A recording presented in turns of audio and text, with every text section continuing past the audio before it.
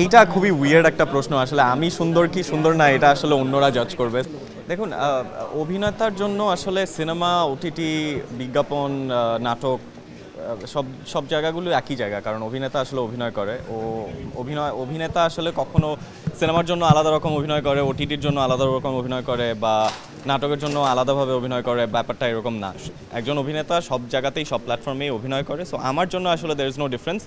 আমি যতক্ষণ অভিনয় করতে এনজয় করব, আমি ততক্ষণ সেটা যে প্ল্যাটফর্মে হোক আমি করে যাব। ভাই, আপনি অন স্ক্রিনের থেকে বাস্তবে বেশি সুন্দর কেন?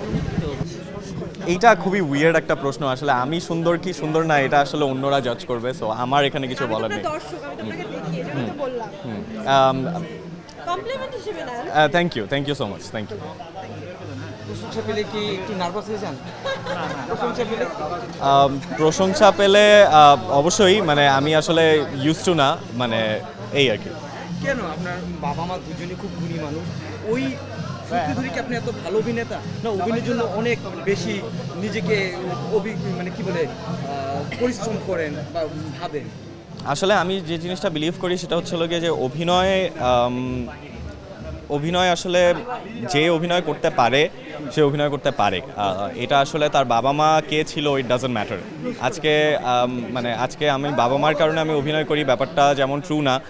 আবার মানে বাবা মা অভিনয় না করলে যে একজন অভিনেতা হতে পারবে না, সেটাও ট্রু না। সো এই ডিসকাশনটাতে আমি যেতেই চাই না। Thank you.